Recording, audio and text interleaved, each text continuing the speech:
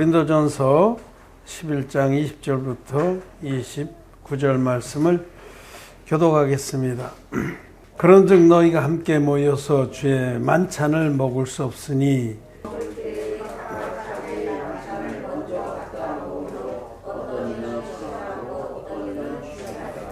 너희가 먹고 마실 집이 없느냐? 너희가 하나님의 교회를 업신여기고 빈궁한 자들을 부끄럽게 하느냐? 내가 너희에게 무슨 말을 하랴? 너희를 칭찬하랴? 이것으로 칭찬하지 않노라. 내가 너희에게 전한 것은 주께 받은 것이니 곧 주 예수께서 잡으시던 밤에 떡을 가지사 축사하시고 떼어 가라사대 이것은 너희를 위하는 내 몸이니 이것을 행하여 나를 기념하라 하시고 식대와 이와 같이 잔을 가지시고 가라사대 이 잔은 내 피로 세운 새 언약이니 이것을 행하여 마실 때마다 나를 기념하라 하셨으니 너희가 이 떡을 먹으며 이 잔을 마실 때마다 주의 죽으심을 오실 때까지 전하는 것이니라. 그러므로 누구든지 주의 떡이나 잔을 합당치 않게 먹고 마시는 자는 주의 몸과 피를 범하는 죄가 있느니라. 사람이 자기를 살피고 그 후에야 이 떡을 먹고 이 잔을 마실지니 주의 몸을 분별치 못하고 먹고 마시는 자는 자기의 죄를 먹고 마시는 것입니다. 아멘. 네, 성도 여러분 안녕하십니까? 안녕하세요. 네. 또 온라인으로 함께 예배를 드리는 우리 거듭난 의인들 반갑습니다. 사랑합니다. 오늘은 고린도 교회에서 성찬의 예식의 뜻을 망각하고 하나님 앞에 악행을 한 부분의 말씀을 읽었습니다. 예수님이 세우신 거룩한 예식, 성전례는 두 가지입니다. 하나는 성찬의 예식이고 다른 하나는 세례입니다. 그 중에 오늘은 성찬례에 대해서 말씀을 드리고자 합니다. 예식이라는 것은 또는 어떤 기념일, 제도화된 의식 또는 기념일 이런 것들은 그 안에 담긴 그 뜻이 매우 중요한 거죠. 그래서 어떤 중요한 교훈이나 정신을 오랫도록 보존하기 위해서 예식을 세우는 겁니다. 또 기념일도 그래서 세우는 거죠. 예를 들면 우리가 뭐 3.1절 국경일이죠. 3.1절을 국경일로 정하고 그날 정부에서도 기념식을 하고 각처에서 기념식을 하는 것은 3.1의 독립정신을 우리가 잘 기억하고 보존하자는 겁니다. 그런데 어떤 예식이나 이런 기념일들이 오랜 시간이 흐르면서 그 안에 담아야 할 정신이나 또는 기념할 만한 교훈들을 잃어버려요. 그걸 망각하고 그냥 예식만 남아있는 경우가 많습니다. 예를 들면 크리스마스 같은 경우로 우리 보면 크리스마스는 예수님이 이 땅에 오신 날을 기뻐하고 기념하는 날이에요. 하나님이 왜 사람이 돼서 이 땅에 오셨는가 하는 것을 기억하고 기념하라고 세운 기념일인데 오늘날 크리스마스는 그냥 즐겁게 노는 날, 선물을 주고받는 날, 물질적인 소비로 전략을 해버렸죠. 그렇게 어떤 예식이나 기념일의 중요성은 그 안에 담고 있는 내용인데, 즉 어떤 정신이나 그 교훈을 담고 오래 지속하라고 세워진 것인데 시간이 흐르면서 그 내용은 잃어버리고 껍데기만, 그릇만 남았다는 거죠. 그래서 참 그것이 큰 폐해입니다. 오늘은 이 성찬 예식에 담긴 뜻, 예수님이 왜 성찬의 예식을 세웠나 라는 것을 같이 상고하고 또 그 주님의 이 성찬을 예식을 세운 뜻을 우리가 잘 기억하고 또 간직하기를 바랍니다.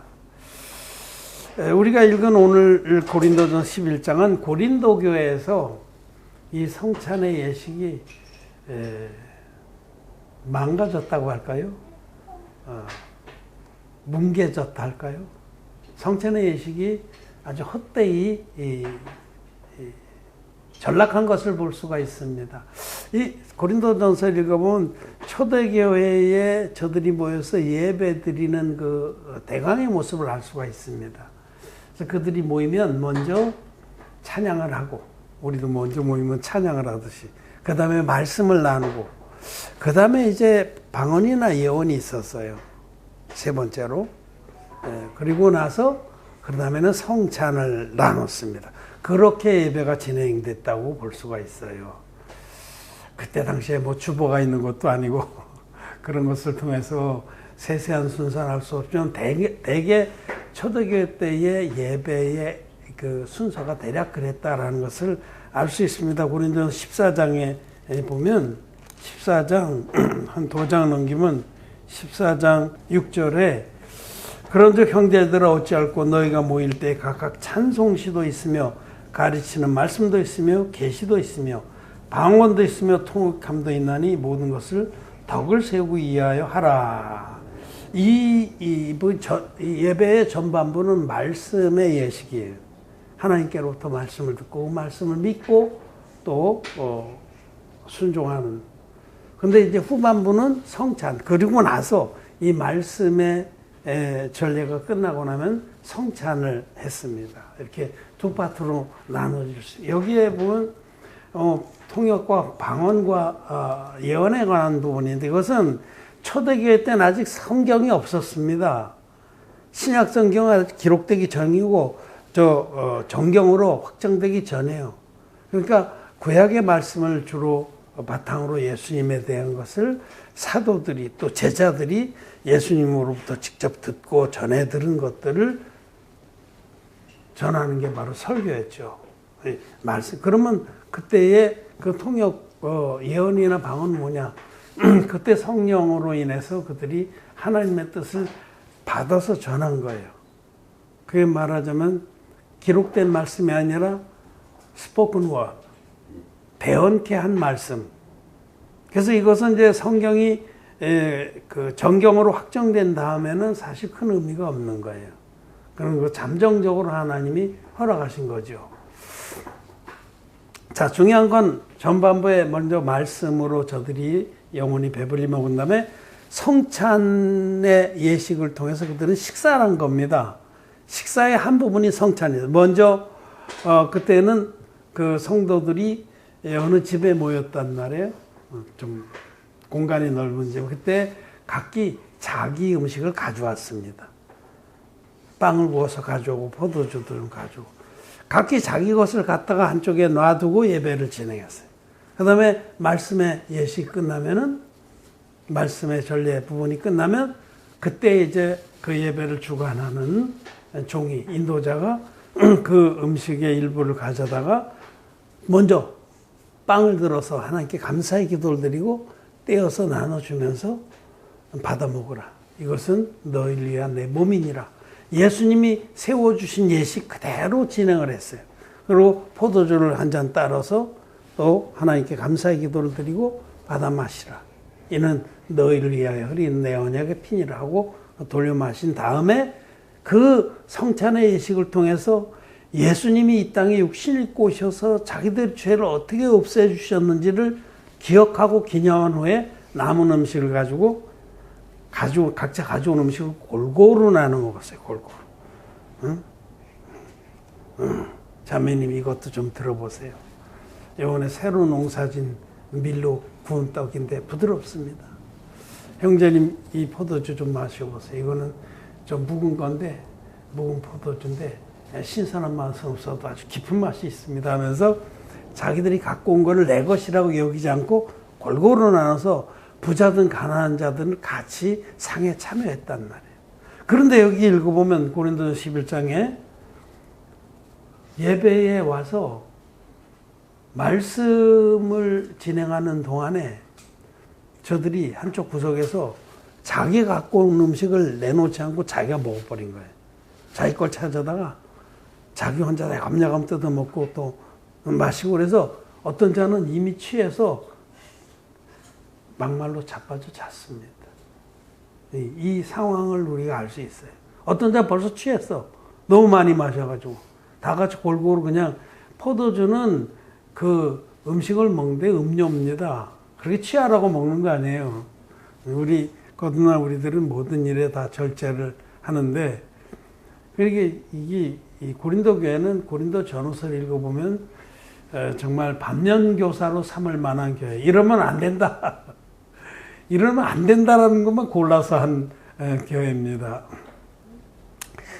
그 중에는 진리의 복음으로 온전히 거듭난 자들도 있었지만 대세가 그렇지 못했어요. 대세가 그냥 정말 하나님의 그 말씀을 경히 여기고 자기 육신의 욕망을 따라간 자들로 가득 찼습니다. 그래서 여기 어떤 자들은 각각 자기의 가져온 것을 먼저 먹고 어떤 자들은 그래서 나중에 가난해서 음식을 못 가져온 자들은 먹을 게 없는 거예요. 그 어떤 자들은 벌써 거나하게 취해서 자빠져 자는 거죠. 참, 이 말씀을 읽으면서 눈에 선한 거예요. 정말 이 고린도 교회 인도자가 얼마나 마음이 상했을까. 그래서 여기 사도 바울은 이런 얘기를 듣고 책망을 하는 겁니다. 22절에 고린도서 11장 22절에 너희가 먹고 마실 집이 없느냐? 너희가 하나님의 교회를 업신여기고 빈궁한 자들을 부끄럽게 하느냐? 하면서 이제 그 다음에 이 성찬에 대한 참된 뜻을 가르쳐 주는 겁니다. 성찬은 두 내용으로 구성됐어요. 떡을 드리는 또 나누는 그런 예식과 포도주잔, 예수님의 피를 상징하는 포도주잔을 감사하고 나누는 예식. 이 떡과 포도주, 즉 예수님의 몸과 피를 기념하기 위한 예식입니다. 그래서 성찬의 구성 요소는 두 가지다. 예수님의 몸을 기억하기 위한 떡을 나누는 부분과 예수님의 피를 기억하기 위한 이 포도주를 나누는 부분이다. 여기서 우리가 중요하게 기억할 것은 이 떡을 기념하라 하신 이 부분입니다. 포도주를 나누면서 예수님의 언약의 피를 기억하라는 건 다 알아요. 기독교인들이. 그 십자가에서 흘리신 피를 우리가 기억해야 되는구나. 그런데 이 24절의 말씀대로 이것은 너희를 위하는 내 몸이니 이것을 행하여 나를 기념하라. 떡을 들어서 감사의 기도를 드리고 떼어서 나눠주면서 예수님이 이것이 내 몸이다라고 그랬어요. 여기에 아주 중요한 생명의 교훈이 담겨 있는 겁니다. 예수님의 몸, 살, 육체는 주님이 받으신 세례를 전제하는 겁니다. 예수님은 원래 하나님이십니다. 영이십니다. 몸이 없으신데 이 땅에 육체를 입고 오셨어요. 몸, 살을, 피와 살을 가진 인간의 몸으로 오셨어요. 그렇게 오신 것은 그거는 예수님이 세상 죄를 당신의 몸에 다 짊어지시는 세례를 받기 위한 겁니다. 세례를 전제하는 말씀이에요. 그래서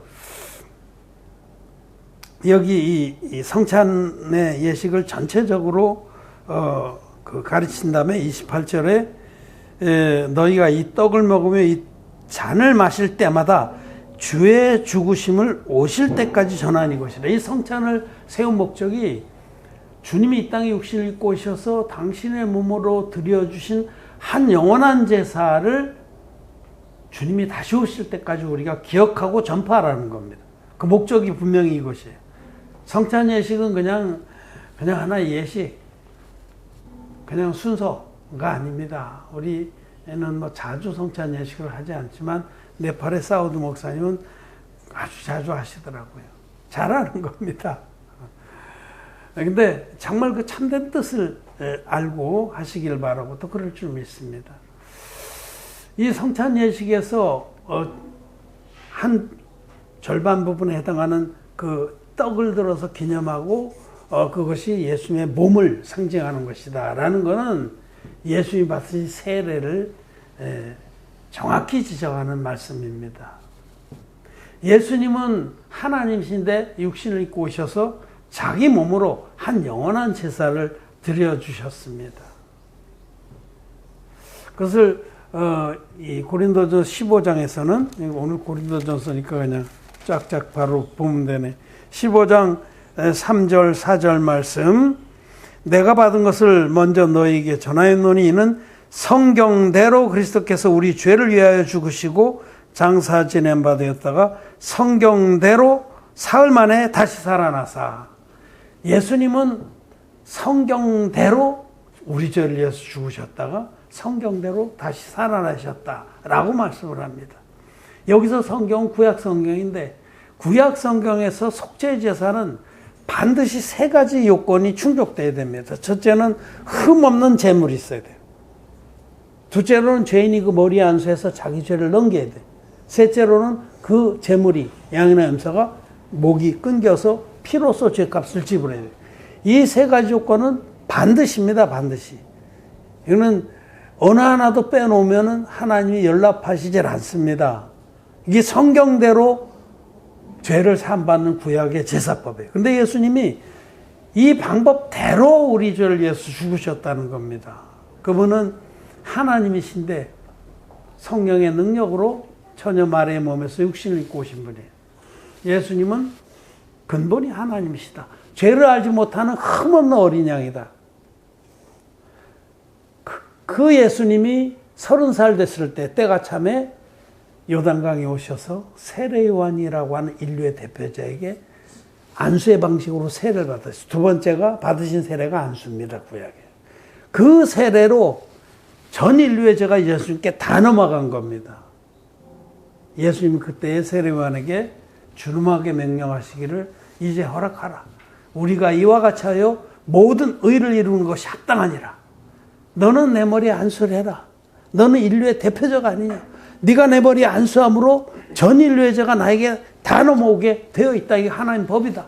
그래서 세례 요한이 안수의 방식으로 예수님께 세례를 베풀었습니다. 그 세례가 우리의 구원의 표입니다. 베드로 사도는 이 물은 예수 그리스도의 구원하심으로 말미암아 이제 너희를 구원하는 표현이 있고 세례라. 예수님 받은 세례가 우리 구원의 표입니다. 그 세례로 저와 여러분들의 모든 죄화물이 예수님께 다 넘어갔습니다.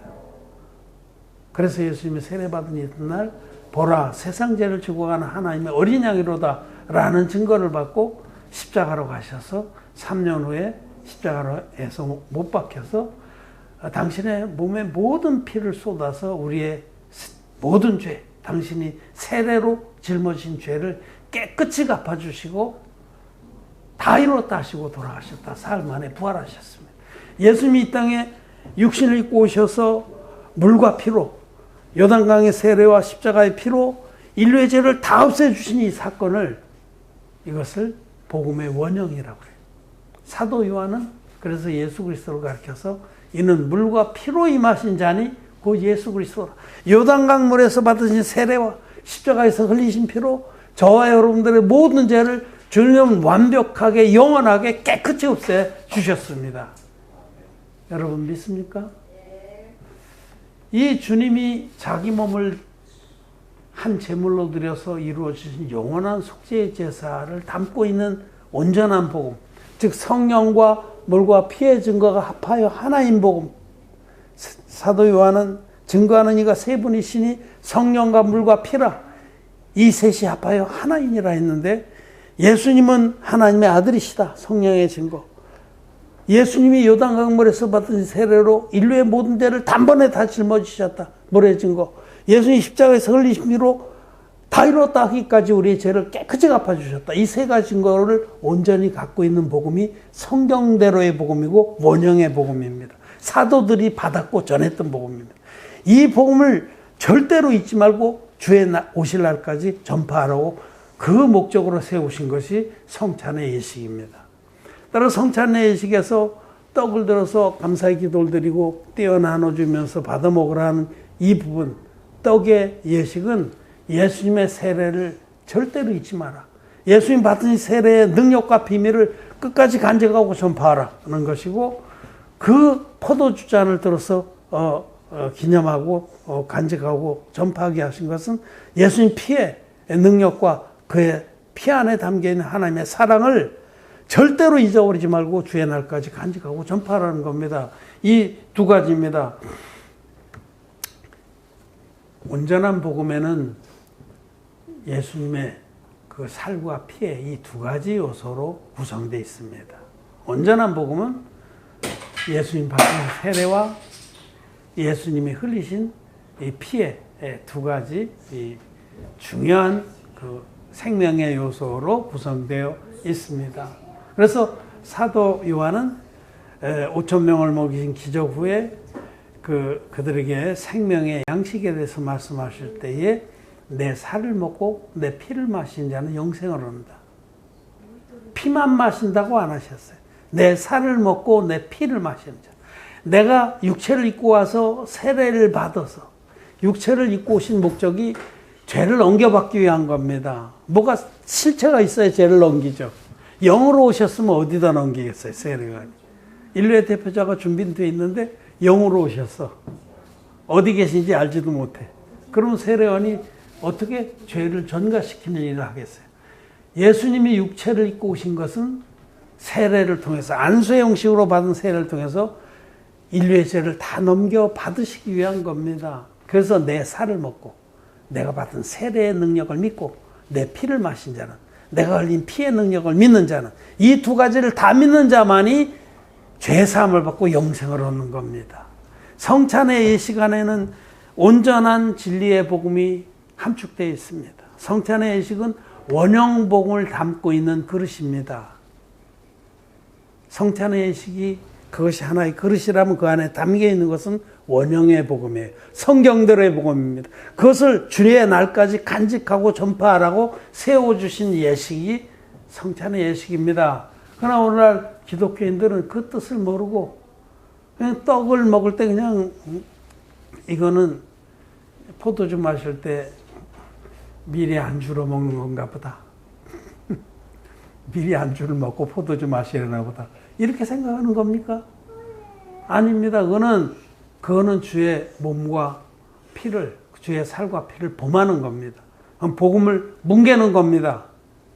그런 자들도 사실은 다 여기 고린도 교회에 그 성찬의 의식을 세워준 뜻을 모르고 먼저 자기 것 갖다가 먹고 취해서 자는 자와 똑같은 겁니다.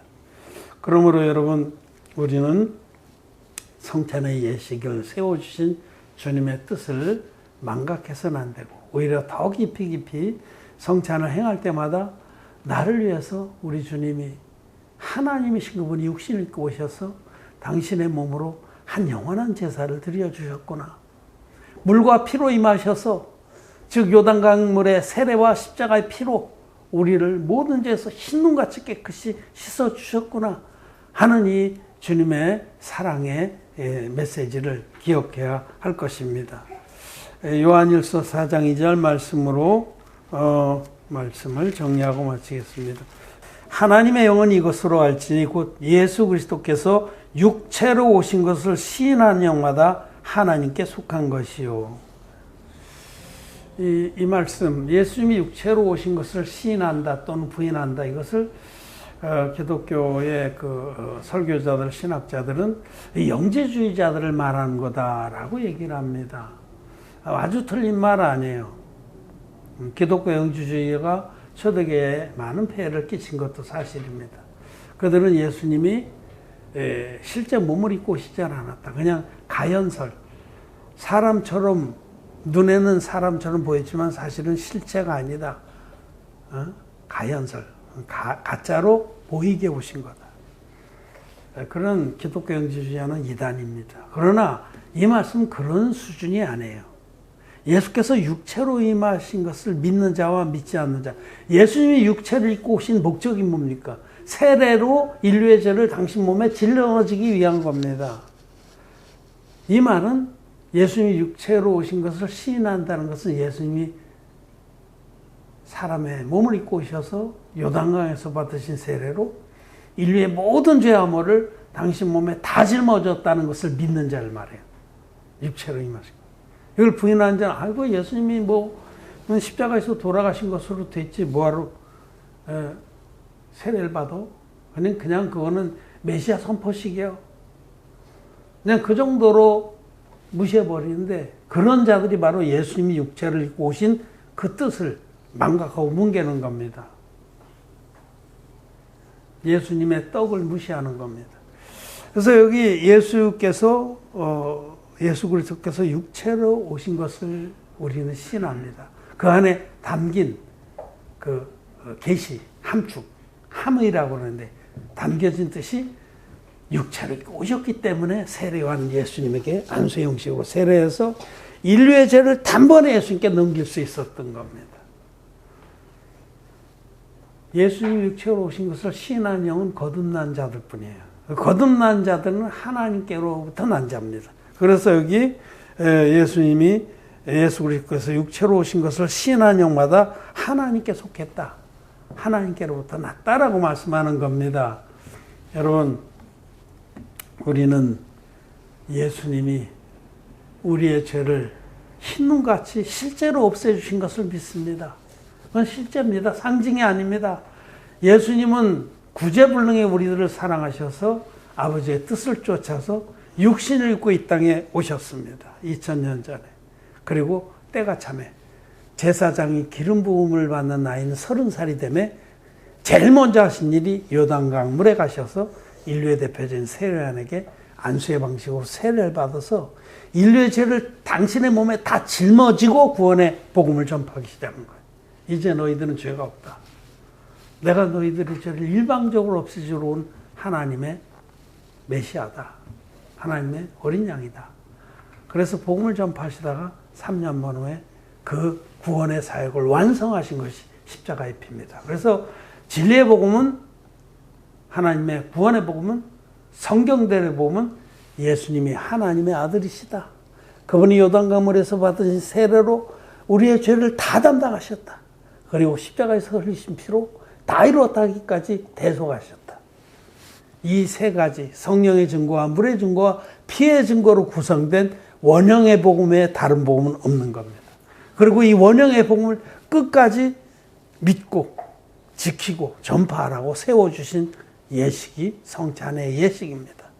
하나의 예식은 어떤 중요한 교훈이나 사상을, 정신을 잘 간직하도록 세워주신 하나의 제도인데, 이 제도의 뜻을 우리는 잘 알고 준행해야 되겠습니다. 이 뜻을 아직까지 잘 모르고 그냥 건성으로 그렇게 예식을 진행했던, 반쪽만 깨달은 십자가의 피만의 복음을 믿고 예식을 진행했던 분들은 돌이켜서 진리의 복음으로 돌아와서 참된 성찬의 예식자들이 되기를 바랍니다. 말씀 마쳤습니다.